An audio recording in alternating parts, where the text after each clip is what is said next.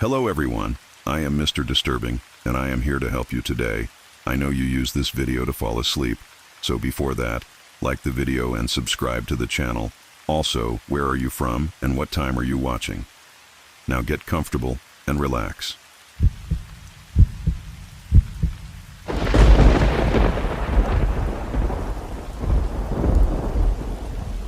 Martha Henley was 37 when she first heard the old women whisper about the spirits that dwelt in the deepest hollows of the Appalachian mountains.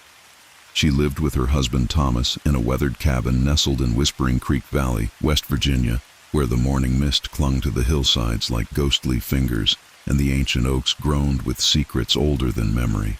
For 15 years of marriage, Martha's womb had remained barren despite countless prayers and remedies. The local doctor in the nearest town, a full day's ride away, had no answers. The preacher spoke of God's mysterious ways, but the mountain women, those whose bloodlines stretched back to the first settlers, spoke of older powers that predated churches and medicine. Thomas Henley, 42 and weathered by decades of mountain living, worked a small plot of land his grandfather had cleared from the wilderness. His calloused hands knew the feel of soil and timber, but they had never known the touch of his own child's fingers. The emptiness in their home grew heavier with each passing season, a silence that echoed through rooms that should have been filled with laughter and small footsteps. The couple's desperation had deepened with each failed hope, each monthly reminder of their childlessness. Martha would sit by the window during the long winter evenings, watching the snow fall on the hollow, her heart as cold and empty as the landscape before her. Thomas would find her there, shoulders shaking with silent sobs, and he would feel his own heart breaking anew. It was old Granny Blackwood who first spoke to Martha about the ancient ways. The crone lived alone in a cabin so deep in the mountains that finding it required following deer paths and stream beds through terrain that seemed to shift and change when one wasn't looking directly at it. Her weathered face was mapped with lines that spoke of decades spent listening to the mountain's secrets. Granny Blackwood's eyes held a knowledge that made Martha's skin crawl, but desperation had made her bold. The old woman spoke of spirits that had walked these mountains long before white men arrived, beings that had made pacts with the Cherokee and later with desperate settlers who had nowhere else to turn. She spoke of prices that must be paid and warnings that must be heeded. The ritual, as Granny Blackwood described it, was simple in its execution, but terrible in its implications. Martha and Thomas must venture to the heart of the old-growth forest, to a place where 3 streams converged and the trees grew so thick that daylight struggled to penetrate the canopy. There they must offer their most precious possessions to the spirits and make their plea known. But the old woman's warnings echoed in Martha's mind even as she nodded her agreement. The spirits of the deep woods were older than human understanding, she said. They operated by laws that predated civilization, and their gifts always came with conditions that mortals rarely comprehended until it was too late. Still, Martha's hunger for children burned stronger than her fear of consequences she could not yet imagine. The journey to the convergence took them 2 days through terrain that seemed to resist their passage. Thorns caught at their clothing, streams appeared where none had been moments before, and the very air grew thick and oppressive as they climbed higher into the mountains. Thomas carried their offerings in a leather satchel, Martha's wedding ring, inherited from her grandmother, and his father's pocket watch, the only valuable things they possessed. The convergence was a place that felt wrong to human senses. The 3 streams met in a circular pool surrounded by stones that seemed too perfectly arranged to be natural. The trees around the clearing were massive oaks and chestnuts, their trunks scarred with symbols that neither Martha nor Thomas could decipher. The silence was absolute, as if the forest itself was holding its breath. They knelt by the pool as Granny Blackwood had instructed, placing their offerings on the stones while Martha spoke their desperate plea to the listening darkness. The words felt strange on her tongue, as if she were speaking in a language she had never learned but somehow understood. The offerings disappeared beneath the dark water without a ripple, and for a moment the forest seemed to shimmer with an otherworldly presence. The response came not as words but as a feeling, a cold certainty that settled in their bones. Their plea had been heard and accepted, but at what cost they could not yet fathom. The journey home passed in a blur of strange dreams and half-remembered visions of blue-tinged figures dancing in the shadows between the trees. Months passed with no sign that their desperate ritual had been effective. Martha's monthly cycles continued their cruel regularity, and Thomas began to wonder if they had simply been foolish to believe in mountain superstitions. The offerings they had made represented their life savings, and the loss weighed heavily on their practical concerns as well as their spiritual ones. But Martha felt something changing within her body, a subtle shift that spoke of transformation rather than conception. Her appetite changed, and she found herself craving things that had never appealed to her before. Raw meat, spring water drunk directly from the source, and long walks in the forest during the darkest hours of night. Thomas noticed her skin taking on a pale, almost translucent quality, as if she were slowly becoming something other than entirely human. The discovery came on a morning when autumn mist hung low over Whispering Creek. Martha had risen before dawn, drawn by an inexplicable compulsion to walk to the stream that ran behind their cabin. There, standing in the shallows where the water ran clearest, she found them. 3 children, naked and perfectly formed, stood motionless in the creek. Their skin held a blue-green tint that seemed to shift and change like water itself, and their eyes reflected the early morning light with an inhuman luminescence. They appeared to be perhaps 5 or 6 years old, but their faces held an ancient wisdom that made Martha's heart race with both joy and terror. The children showed no surprise at her appearance, as if they had been waiting for her arrival. They moved with fluid grace, their bare feet making no sound on the rocky stream bed. When they climbed from the water, their skin dried instantly, and Martha noticed that they cast no reflections in the stream's surface. Thomas found them there an hour later, the 3 blue children standing silent and still in the cabin's main room, while Martha stared at them with a mixture of wonder and growing unease. The children turned their luminous eyes toward him, and he felt a chill that had nothing to do with the mountain air. Their presence filled the cabin with an otherworldly energy that made the hair on his arms stand on end. The children required no food, no clothing, no beds for sleeping. They simply existed, watching everything with those eerily intelligent eyes. Martha found herself unable to leave their side, drawn to them by a compulsion that felt both maternal and supernatural. Thomas noticed that shadows seemed to bend around the children, and that small animals avoided the cabin entirely. As days passed, the couple realized that the children never aged, never slept, and never showed any signs of normal human needs. They would stand motionless for hours, positioned around the cabin like beautiful blue-tinged statues. But their eyes followed every movement, and Martha began to suspect that they understood far more than they revealed. The first indication of the children's true nature came when old Jake Morrison, a neighbor from 2 hollows over, stopped by to borrow tools. He had been walking toward the cabin when he suddenly turned and fled, his face white with terror. Later, Martha found him at the bottom of the steep ravine that bordered their property, his body broken on the rocks below.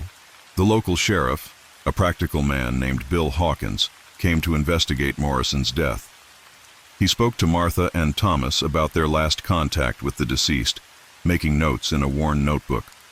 But when he began asking about the children, his questions died in his throat. The 3 blue figures had arranged themselves in a perfect triangle around him, and their collective gaze held a weight that made breathing difficult. Sheriff Hawkins left abruptly, muttering about returning later with more questions. His horse was found 3 days later, wandering riderless near the old mine shafts. The sheriff's body was discovered weeks later, deep in a cave system that experienced miners swore had been thoroughly explored and mapped. He had been found sitting upright, his eyes wide open, with no apparent cause of death.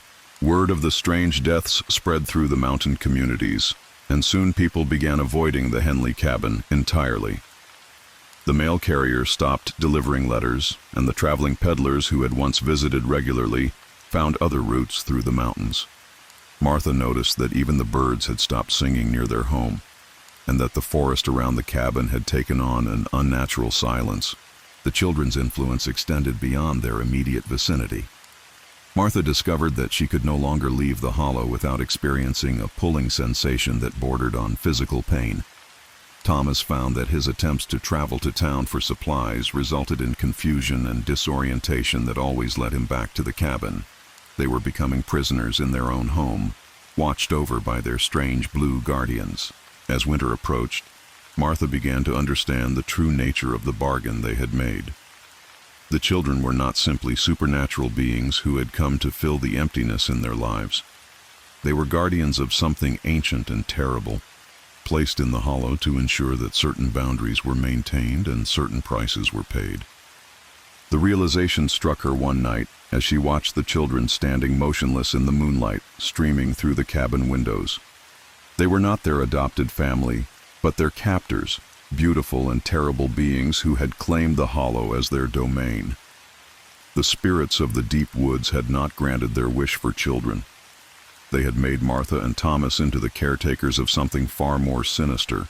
The couple's transformation accelerated as winter deepened. Their skin began to take on the same pale, translucent quality as the children, and their eyes developed an unsettling luminescence. They found themselves sleeping less and less, standing for hours in the same motionless pose that the children favored.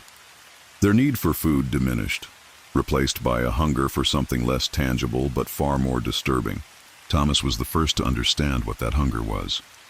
He felt it stirring within him when he glimpsed travelers passing through the valley below, a dark craving that made his mouth water and his hands shake. The children sensed his realization and turned their collective gaze upon him, their lips curving in what might have been smiles, if their faces had been capable of fully human expressions. The hunger grew stronger with each passing day, and Martha found herself standing at the cabin's threshold, watching the forest paths with predatory intensity. She could sense the presence of any living thing that entered the hollow, from the smallest field mouse to the occasional lost hiker. The children's influence was turning her into something that was no longer entirely human. Spring brought new challenges as the isolation of winter gave way to the increased activity of warmer weather. Hikers began venturing into the mountains again, and some inevitably found their way into Whispering Creek Valley. Martha watched from her window as a young couple in bright outdoor gear made their way along the stream, their laughter echoing off the hills. The children responded to the stranger's presence with barely contained excitement, their blue-tinged skin seeming to glow with anticipation. They moved to the windows, pressing their faces against the glass, and Martha could feel their hunger radiating like heat from a fire. She understood with growing horror that the hikers were walking into a trap that had been set long before their arrival. The couple set up camp near the convergence where Martha and Thomas had made their original plea to the spirits. That night, as Martha lay sleepless in her bed, she heard sounds from the forest that made her blood run cold. There were no screams, no sounds of struggle, only a wet, tearing noise that seemed to go on forever. In the morning, the hikers' campsite was empty, their gear scattered as if they had fled in panic. But Martha knew they had not escaped. The children stood in the cabin's doorway, their faces serene and satisfied, and there was something different about them now, a fullness that suggested they had been nourished by whatever had occurred in the darkness. The pattern repeated throughout the spring and summer.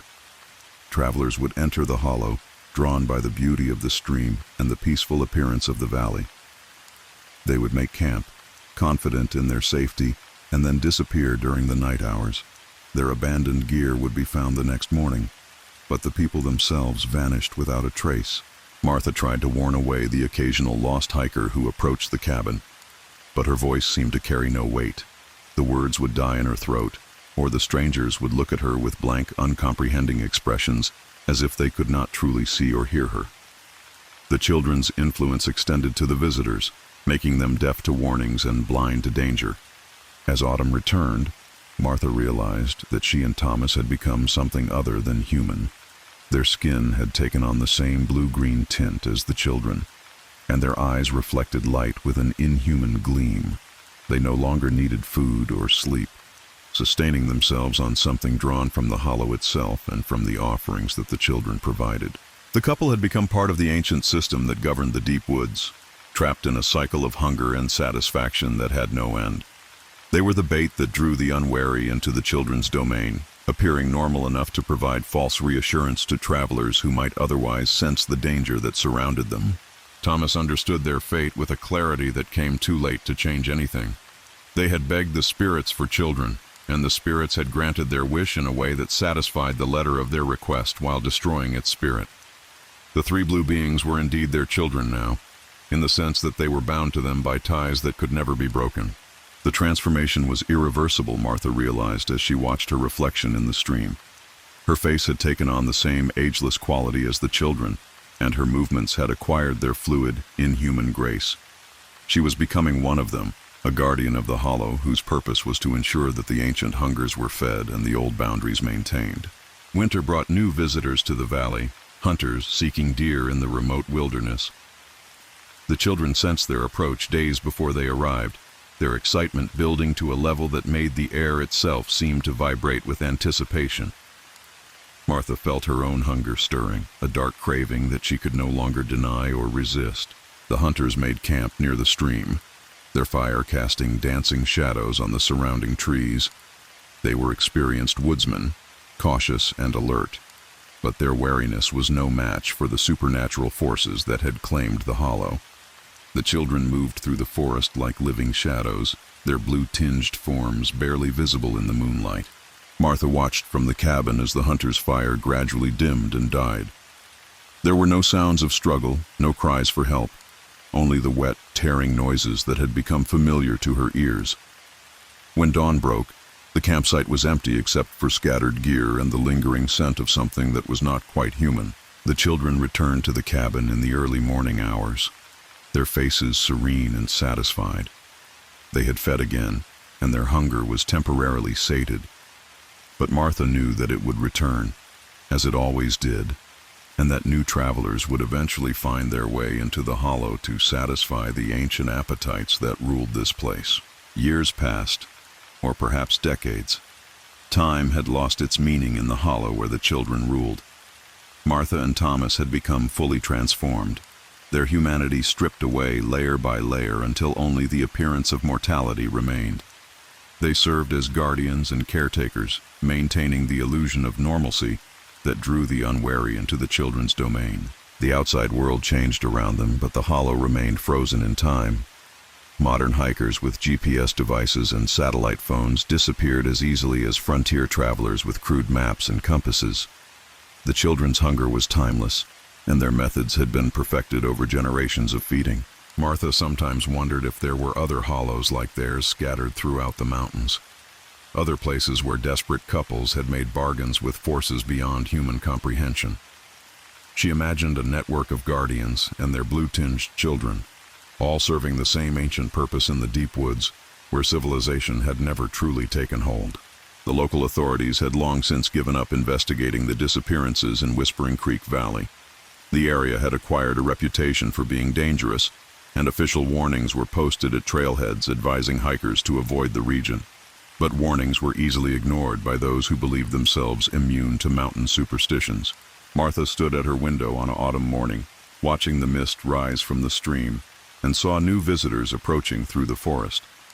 They were young, confident, and completely unaware of the fate that awaited them. The children stirred in their motionless poses, sensing the approach of fresh prey. The cycle would continue, as it had for countless years, sustained by the desperation of those who sought to bargain with powers they could not comprehend. The hollow would claim new victims, and the children would feed, and the ancient hungers would be temporarily satisfied, and Martha and Thomas would watch it all, trapped forever in the consequences of their desperate wish for children. The blue children of Whispering Creek stood eternal guard over their domain, never aging, never sleeping, and never allowing anyone to leave without paying the price that the spirits of the deep woods demanded. They were the fulfillment of a prayer that had become a curse, the answer to a wish that had destroyed those who made it. In the Appalachian Mountains, where the mist clings to the hollows and the old ways still hold power, there are places where the desperate go to make their bargains with forces older than memory. But the spirits of the deep woods are not bound by human understanding of fairness or mercy. They grant wishes in ways that satisfy their own ancient purposes, and the price is always higher than the supplicants can imagine.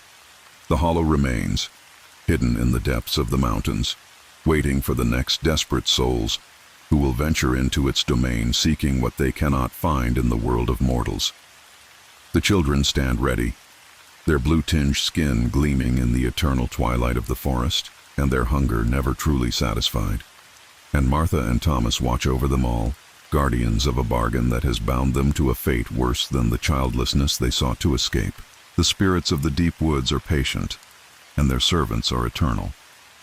In Whispering Creek Valley, where the morning mist hides ancient secrets and the stream runs blue with otherworldly light, the children wait for the next travelers who will venture too far into the wilderness and find that some wishes are better left unmade. They said the trail had no end, only a place where the living stopped and the dead began. In the winter of 1804, nestled near the Virginia border where the Appalachian ridgelines folded over one another like the bones of some ancient beast, a young farmer named Ezra Whitmore began to believe those old words might hold truth. The trail that wound past Ezra's property was old, older than the Cherokee who had once walked it, older than the first white settlers who had carved their names into the bark of towering oaks. It snaked through dense forests of maple and birch, past limestone caves that exhaled cold breath even in summer, and ended at a clearing where no grass grew and no birds sang. The locals called it the trail's end, and they spoke of its guardian with the kind of reverence reserved for things that should not be disturbed. Ezra had grown up hearing fragments of the legend from his grandmother, a woman whose Cherokee blood ran thick in her veins and whose eyes held the weight of generations. She told him that the guardian was not quite man, not quite spirit, but something caught between the two worlds. He stood watch at the clearing where the trail died, ensuring that no living soul passed through during the dark hours when the boundary between life and death grew thin. The dead walked at night, she had said, her voice barely above a whisper as she mended clothes by candlelight. They followed the old paths, searching for something they had lost in life or seeking passage to whatever lay beyond. The guardian's job was to keep the world separate, to prevent the living from stumbling into places they did not belong, and to guide the dead along their proper course. For years, Ezra had dismissed these stories as the superstitions of mountain folk who had too much time and too little education. He was a practical man who trusted his axe, his plow, and his own two hands. But as he grew older and spent more time alone in the mountains, he began to notice things that made him question his skepticism. There were nights when the forest fell completely silent, as if every creature had suddenly fled or frozen in place. The air would grow thick and heavy, pressing against his skin like a living thing. On these nights he would hear footsteps on the trail, not the heavy boots of travelers or the light padding of deer, but something else entirely. The sound was wrong somehow, as if the feet making it did not quite touch the ground. The first time Ezra saw the guardian, he had been returning from a trip to the nearest settlement, a 2-day journey through treacherous mountain passes. He had started back too late and found himself walking the trail as darkness fell. The moon was new, leaving the forest in near total blackness, and he had been following the path more by feel than sight. He rounded a bend and saw a figure standing in the middle of the trail about 50 yards ahead. The man was tall and gaunt, dressed in clothes that seemed to belong to no particular era. His coat was long and dark, hanging loose on his frame, and his hat was pulled low over his face. He stood perfectly still, as if he had been waiting there for hours, or perhaps years. Ezra's first instinct was to call out, to offer a greeting, or ask if the stranger needed help. But something about the figure's posture, the way he held himself with unnatural stillness, made the words die in Ezra's throat.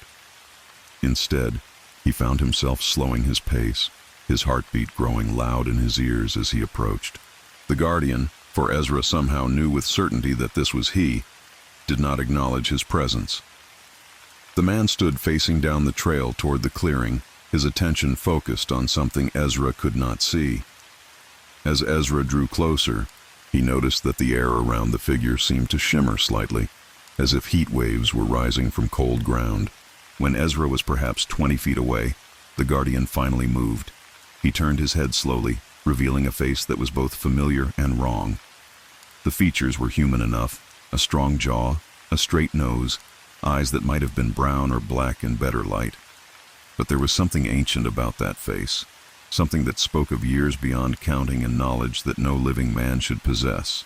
The guardian's eyes met Ezra's, and in that moment, Ezra understood with bone-deep certainty that he was staring at something that existed outside the normal rules of life and death. The figure's gaze was not hostile, but it carried a weight that made Ezra's knees weak and his hands tremble. Without conscious thought, he stopped walking and stood frozen on the trail. The guardian studied him for what felt like hours, but was probably only seconds. Then, slowly, he raised one hand and pointed back the way Ezra had come. The meaning was clear. Turn around, go back, do not pass this point while darkness holds the world. The night belongs to the dead, and the living have no business walking among them.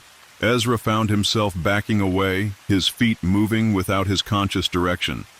He retreated down the trail until the guardian was lost in the darkness, then turned and ran. He ran until his lungs burned and his legs gave out, stumbling over roots and rocks in his haste to put distance between himself and that terrible, patient figure.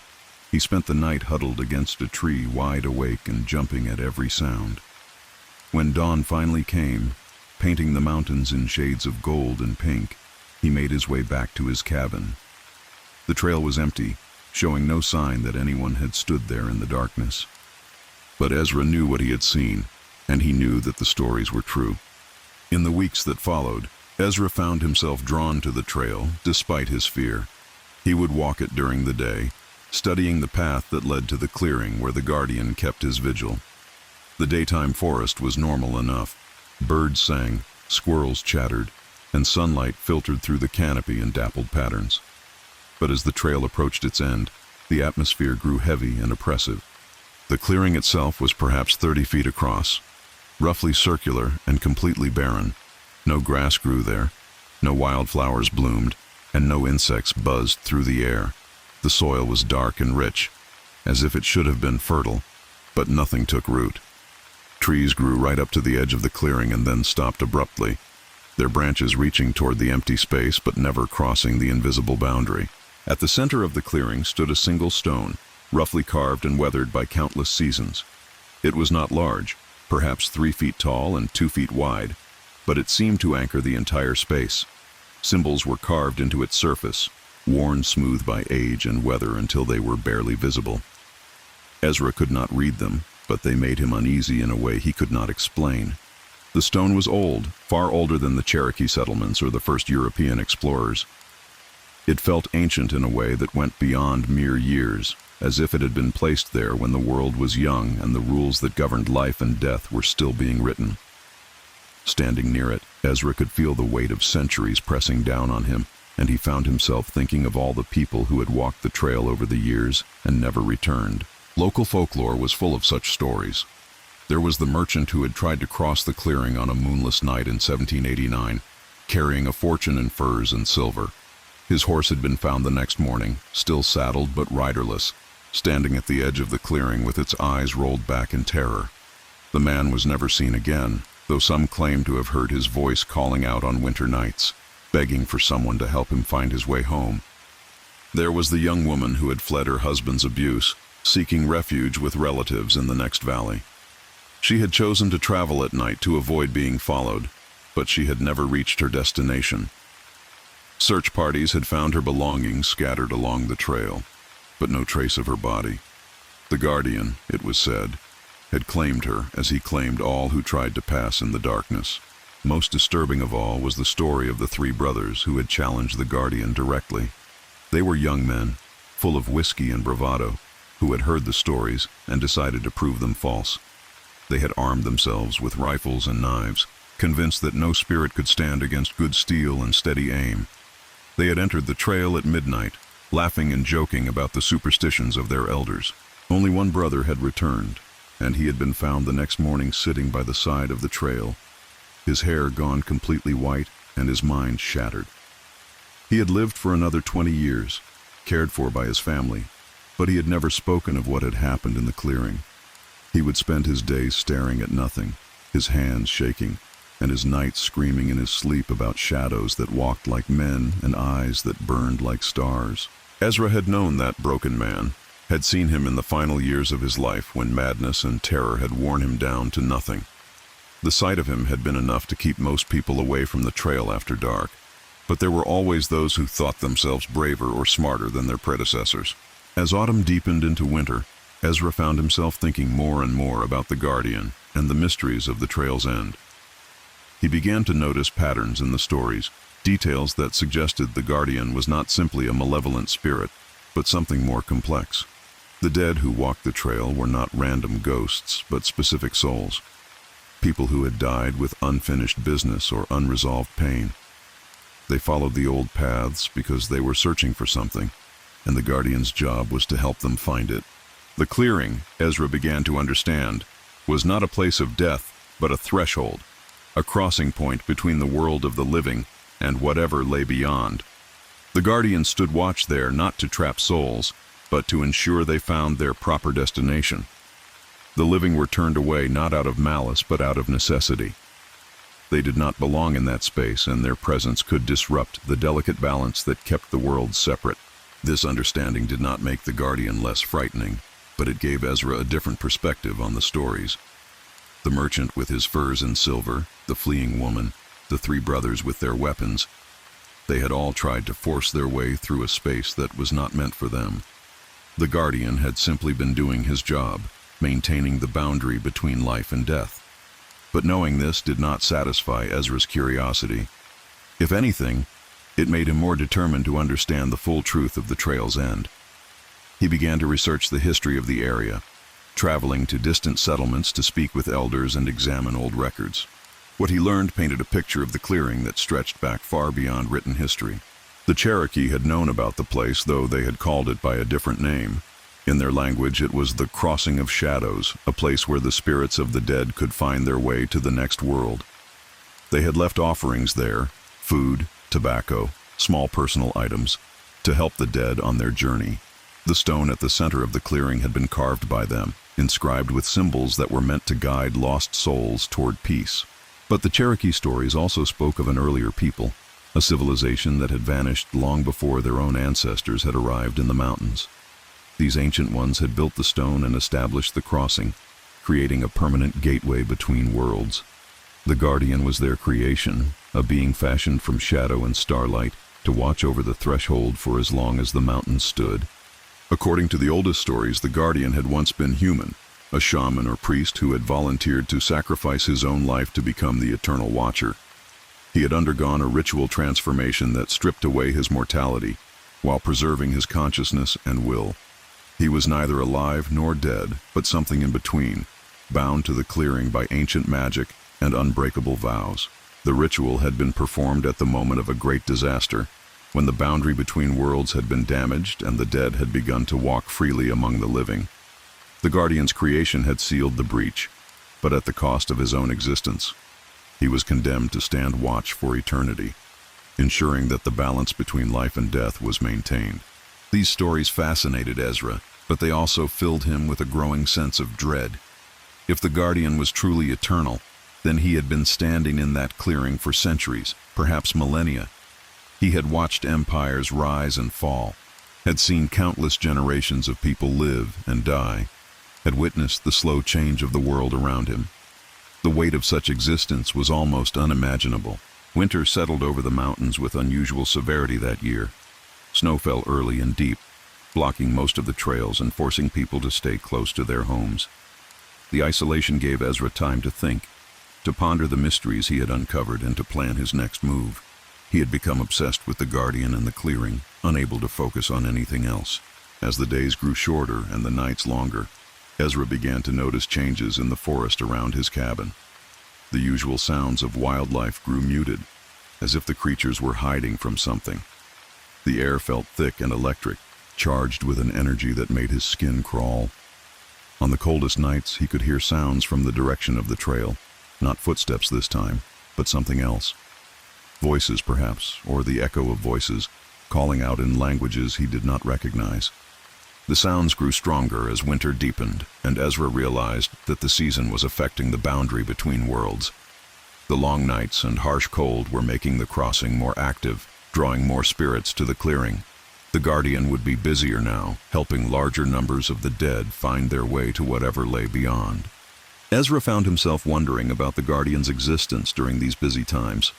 Did he feel the cold as he stood in the clearing? Did he experience loneliness or fear? Was he aware of the passage of time, or had his transformation placed him outside such mortal concerns? The questions haunted Ezra's dreams and filled his waking hours with restless energy.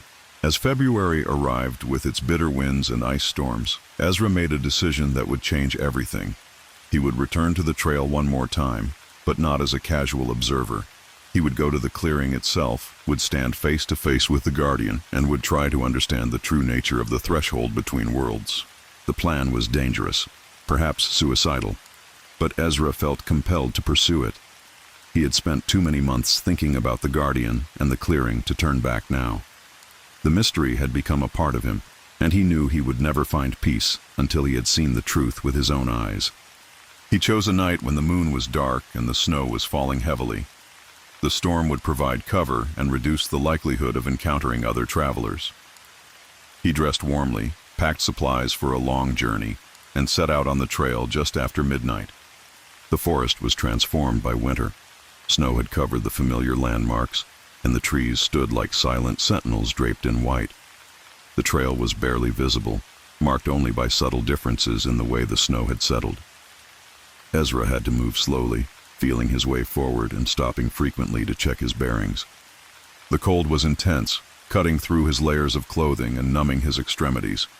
His breath formed clouds in the air, and ice crystals began to form on his beard and eyebrows. But he pressed on, driven by a determination that bordered on madness. As he approached the clearing, the atmosphere began to change. The air grew warmer despite the falling snow, and a strange light seemed to emanate from somewhere ahead. The light was not the warm glow of fire or the steady shine of lanterns, but something else, a pale, silvery radiance that seemed to come from everywhere and nowhere at once. The sounds he had heard from his cabin were stronger here, no longer muffled by distance. He could make out individual voices now, speaking in languages he did not recognize but somehow understood. They were the voices of the dead, calling out to loved ones left behind, seeking forgiveness for ancient wrongs, or simply trying to remember their own names. The clearing appeared before him like a wound in the fabric of the world. The snow had not settled there. Instead, it seemed to dissolve into mist as it fell, creating a shimmering curtain around the barren space. The stone at the center glowed with the same pale light, and the symbols carved into its surface were clearly visible now, pulsing with ancient power. And standing beside the stone was the Guardian. He was exactly as Ezra remembered him, tall, gaunt, dressed in his long coat and low-brimmed hat. But in the strange light of the clearing, more details were visible. His skin was pale as moonlight, stretched tight over sharp cheekbones and angular features. His eyes were deep and dark, holding depths that seemed to go on forever. His hands were long and thin, with fingers that moved in subtle patterns as if he were weaving invisible threads. The Guardian was not alone. The clearing was filled with figures, dozens of them, perhaps hundreds. They stood in rough lines leading away from the stone, their forms translucent and shifting. These were the dead, Ezra realized, waiting their turn to cross over to whatever lay beyond. They came in all shapes and sizes, from all periods of history. Some wore the buckskin and feathers of Cherokee warriors, others the rough clothing of frontier settlers. There were soldiers from various wars, women in long dresses, children clutching toy dolls or wooden horses. All of them moved with the same slow, patient rhythm, taking small steps forward as the line progressed. Their faces were peaceful, no longer marked by the pain or fear that had characterized their deaths. They had found the crossing, and they were ready to move on. The Guardian noticed Ezra's presence immediately. He turned his head with that same slow, deliberate movement, and his eyes fixed on the living man who had dared to enter the realm of the dead. But this time, there was no gesture of dismissal, no pointing finger directing him to leave. Instead, the Guardian simply watched, his expression unreadable. Ezra felt the weight of that gaze, felt the ancient intelligence behind those dark eyes studying him with intense focus. He realized that the Guardian was trying to determine why he was there, what had brought him to the clearing despite every warning and threat. The being's attention was like a physical force, pressing against Ezra's mind and soul, searching for his true intentions. For a long moment, they stared at each other across the threshold between worlds. The dead continued their slow procession, paying no attention to the living intruder. The snow continued to fall around the clearing, dissolving into mist at the boundary. The stone continued to pulse with its pale light, marking the rhythm of some cosmic heartbeat. Then, slowly, the guardian began to move. He stepped away from the stone, walking toward Ezra with measured steps. His feet made no sound on the barren ground, and his coat did not stir in the wind. He stopped just at the edge of the clearing, still separated from Ezra by the invisible boundary that marked the limit of the living world. Up close, the guardian's otherworldly nature was even more apparent. His skin had a translucent quality, as if it were made of moonbeams and shadow. His eyes held the accumulated wisdom of centuries, but also a profound sadness that spoke of endless isolation and responsibility. He was magnificent and terrible, a being caught between worlds and bound by obligations that no mortal could fully understand. The guardian reached out one hand, palm up, in a gesture that might have been offering or questioning. Ezra found himself stepping forward, drawn by a compulsion he could not resist. He approached the boundary of the clearing, feeling the strange energy that marked the division between life and death. As his foot touched the edge of the barren ground, Ezra felt a shock of recognition. He understood in that moment why he had been drawn to this place. The guardian was not just a keeper of the threshold. He was a teacher, a guide for those who sought to understand the mysteries of existence. He had been waiting for Ezra, waiting for someone with the courage and determination to seek the truth. The clearing around them began to change. The dead in their patient lines grew more solid, more real. The light from the stone grew brighter, revealing details that had been hidden in shadow. The symbols on the stone surface began to move, rearranging themselves into new patterns that told the story of the crossing and the guardian's eternal vigil.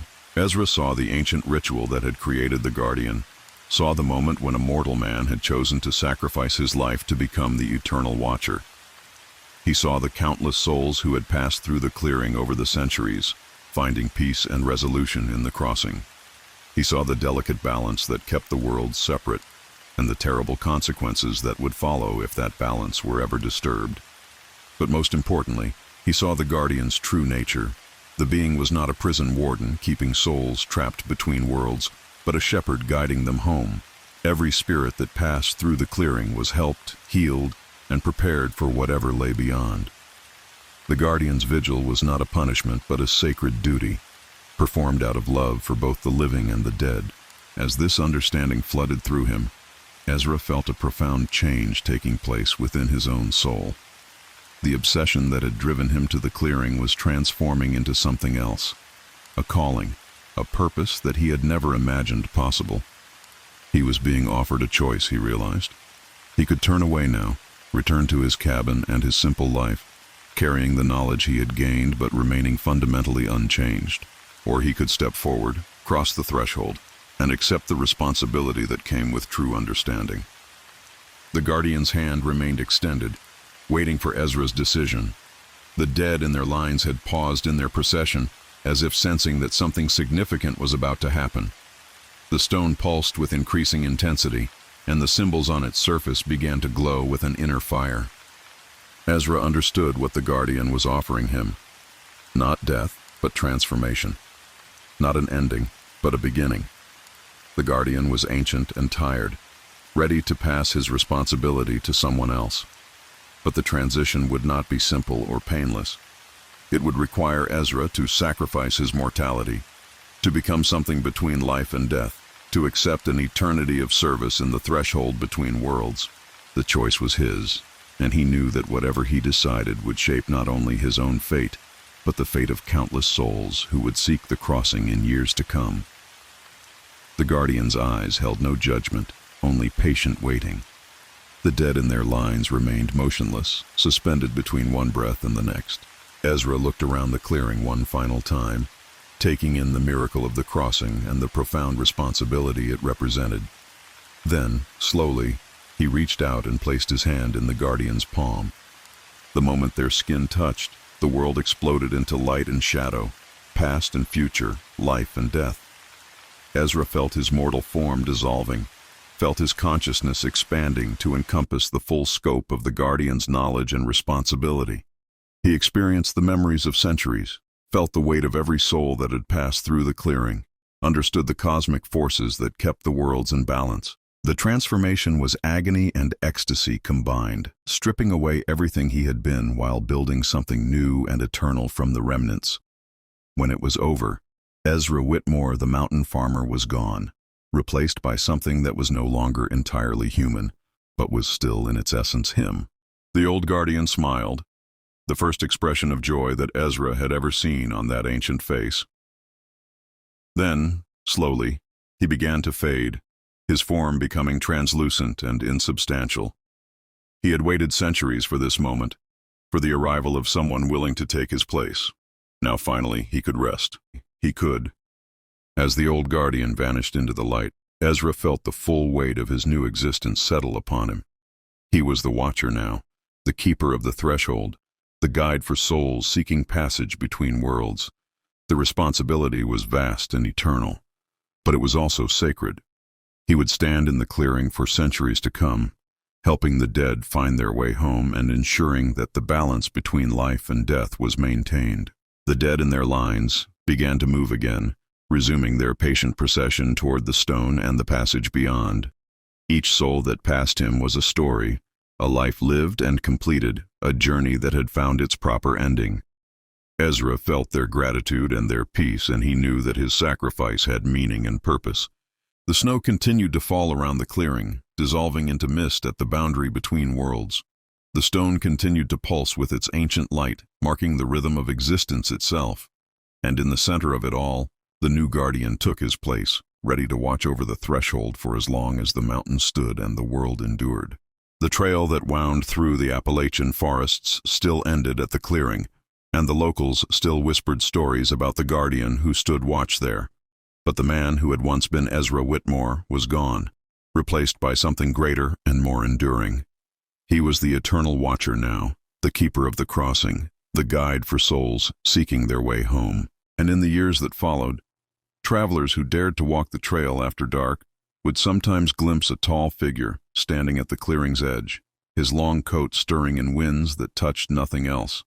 They would feel his ancient eyes upon them, weighing their intentions and their needs. And if they were wise, they would turn back, knowing that the night belonged to the dead and that some thresholds were not meant for the living to cross. The Guardian's vigil continued, eternal and unwavering, a testament to the power of sacrifice and the enduring nature of love. For in the end, that was what the crossing represented, not death, but transformation, not an ending, but a passage to something greater. And the Guardian who watched over it all was not a monster or a demon, but a shepherd, guiding his flock toward the light that waited beyond the threshold of existence. The Appalachian mountains kept their secrets, as they always had. But for those who knew how to listen, the wind through the trees still carried whispers of the trail's end Guardian, standing patient and eternal in his clearing, ensuring that the dead found their way home and the living remained safely in the world where they belonged. And sometimes, on the coldest nights when the boundary between worlds grew thin, those whispers would carry a name: Ezra Whitmore, the mountain farmer who had become something more than human, who had traded his mortal life for an eternity of service. His story became part of the mountain folklore, passed down through generations of storytellers who understood that some tales were too important to forget.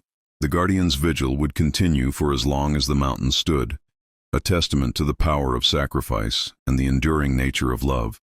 And in the clearing where the trail ended, where the stone pulsed with ancient light and the dead walked their patient lines toward home, the eternal Watcher would stand guard, ensuring that the balance between life and death was maintained and that every soul found its proper place in the grand design of existence. You know, there's something about the Appalachian Mountains that makes your skin crawl when the sun starts to dip behind those ancient peaks. Maybe it's the way the shadows seem to stretch longer than they should, or how the wind carries sounds that don't quite belong to this world. The old-timers in these parts have stories that'll make you think twice about venturing into those deep hollows alone, especially when darkness falls. What I'm about to tell you happened to a man named Ezra Whitmore, And it's the kind of tale that'll stick with you long after you've heard it. The kind that makes you check over your shoulder when you're walking through the woods. Ezra had been working his claim up in the Cumberland Gap region for the better part of 3 years, clearing timber and breaking ground for what he hoped would become a modest homestead. The work was backbreaking and lonely, but he was a man who appreciated solitude. His nearest neighbor lived 15 miles down the mountain, and most days the only sounds he heard were the crack of his axe against hardwood and the distant call of mountain birds echoing through the valleys. The land he'd chosen sat in a natural bowl between 2 ridges, protected from the worst of the winter winds, but still catching enough sunlight to grow crops. Dense forests of oak, maple, and pine surrounded his small clearing, and beyond that, the wilderness stretched for miles in every direction. It was wild country, the kind of place where a man could disappear without a trace and never be found. Ezra's father had died when he was still a boy, struck down by consumption during one of the harsh mountain winters.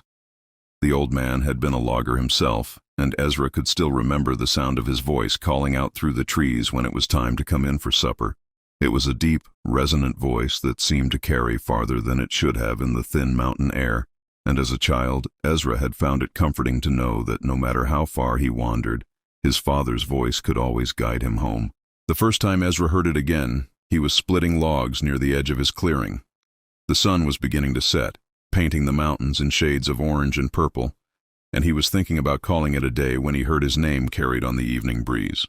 The voice was distant but unmistakable, and for a moment, his heart leaped with a joy he hadn't felt in years. But then reality crashed back over him like a cold wave. His father had been dead for nearly 2 decades, buried in the family plot back in Tennessee. Ezra stood motionless, his axe suspended in mid-swing, listening to the silence that had returned to the forest. He told himself it was just the wind, or perhaps the call of some bird he wasn't familiar with. Mountain acoustics could play tricks on a man, especially when he'd been working alone for weeks on end. The next morning brought clear skies and the promise of good weather for clearing more timber. Ezra threw himself into his work with renewed vigor, determined to push the previous evening's strange experience from his mind. He spent the day felling trees on the eastern slope of his property, where the forest was thickest and the work most challenging. The physical exertion felt good, and by afternoon he had convinced himself that he'd simply been more tired than he realized. As the sun began its descent toward the western peaks, Ezra was dragging a freshly cut pine trunk back toward his cabin when he heard it again. This time there was no mistaking it, his father's voice calling his name from somewhere deep in the woods. The sound seemed to come from the direction of the old logging trail that wound up into the higher elevations, a path that Ezra had explored several times but never fully mapped. He dropped the rope he'd been using to drag the log and stood perfectly still, his heart hammering in his chest. The voice came again, clearer now, and definitely closer than it had been the night before. It carried the same warm, familiar tone he remembered from his childhood, but there was something else mixed in with it, something that made the hair on the back of his neck stand up. Ezra found himself taking several steps toward the sound before he caught himself. Every rational part of his mind screamed that this was impossible, that dead men didn't call out from the forest to their sons. But the voice was so real, so perfectly preserved in his memory, that he couldn't simply dismiss it as imagination or wishful thinking. The third night, the voice was closer still. Ezra had been sitting by his fire, eating a simple dinner of beans and cornbread, when he heard it drifting through the trees. This time it seemed to come from multiple directions at once, as if the caller was moving through the forest in a wide circle around his clearing. The sound would fade in one direction, only to pick up again from another, always maintaining the same distance, but somehow getting more distinct with each repetition. He tried to continue eating, but his appetite had vanished completely. The voice was definitely his father's, but there was something wrong with the cadence, something that made it sound not quite human. It was as if someone, or something, was trying to imitate his father's voice, but couldn't quite get it right. The inflection was off, the rhythm slightly unnatural, like a song played on an instrument that was just a little out of tune. By the fourth night, Ezra was no longer able to work effectively. He found himself constantly listening for the voice, jumping at every sound from the forest. He had always been a practical man, not given to flights of fancy or supernatural beliefs, but he couldn't deny what he was hearing. The voice was getting closer each night, and with it came a growing sense of dread that he couldn't shake.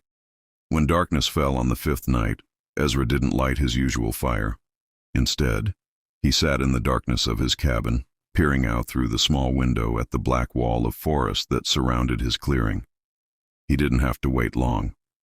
The voice came drifting through the trees just as the last light faded from the sky, and this time it was close enough that he could make out individual words. The voice was calling his name in the same patient, loving tone his father had used when he was a boy, but underneath it was something else, a hunger that made Ezra's blood run cold. Whatever was out there in the darkness, it wasn't his father.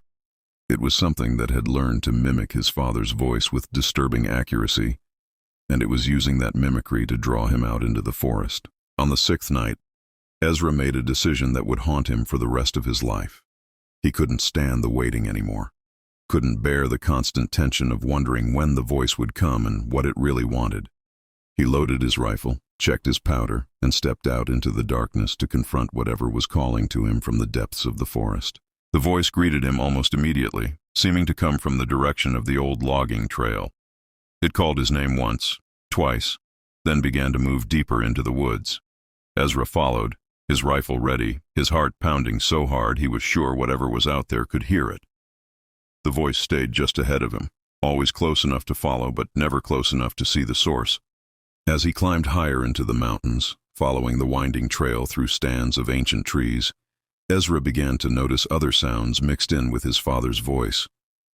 There were footsteps, but they didn't match the rhythm of his own movement. Sometimes he heard the crack of breaking branches, as if something large was moving through the underbrush parallel to the trail. Once he could have sworn he heard breathing that wasn't his own, deep and labored, coming from somewhere just beyond the reach of his vision. The trail led him to a small clearing he'd never seen before, a circular opening in the forest surrounded by massive oak trees that looked centuries old. In the center of the clearing stood a single dead tree, its bare branches reaching up toward the star-filled sky like skeletal fingers. The voice seemed to be coming from somewhere near the dead tree, but Ezra couldn't make out any figure in the darkness. As he stood at the edge of the clearing, trying to muster the courage to step into the open space, the voice changed. It was still his father's voice, but now it carried a note of urgency that made Ezra's skin crawl.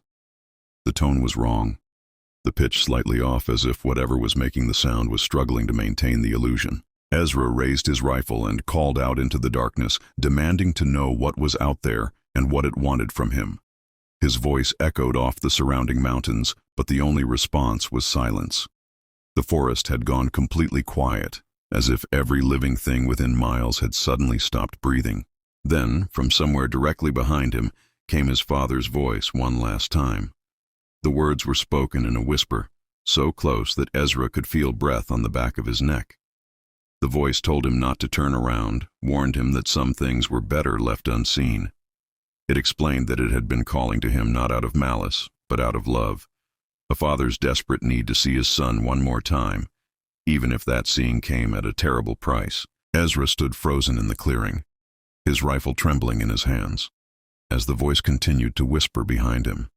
It told him about the loneliness of the grave, about the endless darkness that waited for all men, and about the hunger that drove the dead to seek out the living. It spoke of things that existed in the spaces between life and death, creatures that fed on memory and longing, and it warned him that he had wandered too far from the safety of the living world. The voice began to fade, growing more distant with each word, until finally it was gone completely.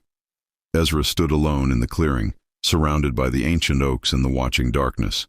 He never turned around to see what had been standing behind him, though he could feel its presence lingering in the shadows at the edge of his vision. When dawn finally broke over the mountains, Ezra found himself still standing in the same spot, his rifle clutched in his white-knuckled hands. He had no memory of the night passing, no sense of time having moved forward. It was as if he had been suspended in that moment of terror, caught between the desire to see his father again and the knowledge that some reunions came at too high a price. The journey back to his cabin took most of the morning, though the trail seemed shorter in daylight than it had in the darkness. When he finally reached his clearing, Ezra packed his few belongings and abandoned the homestead he had worked so hard to build. He never spoke of what happened that night in the mountains, but those who knew him said he was never quite the same afterward. Some say that on quiet nights, when the wind is still and the mountains are wrapped in darkness, you can still hear that voice calling through the hollows of the Cumberland Gap. It's the sound of a father's love twisted into something hungry and desperate, a reminder that some bonds between the living and the dead are too strong to be broken by death itself.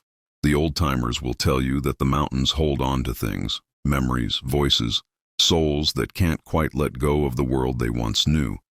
They'll warn you about following strange sounds in the darkness, about voices that call to you from the depths of the forest. Because once you've heard that call, once you've felt the pull of something that shouldn't exist reaching out to you from beyond the grave, you'll never be able to forget it. And sometimes on the darkest nights, when the shadows seem to move on their own and the wind carries sounds that don't belong to this world, you might find yourself wondering if that voice in the darkness is calling your name too.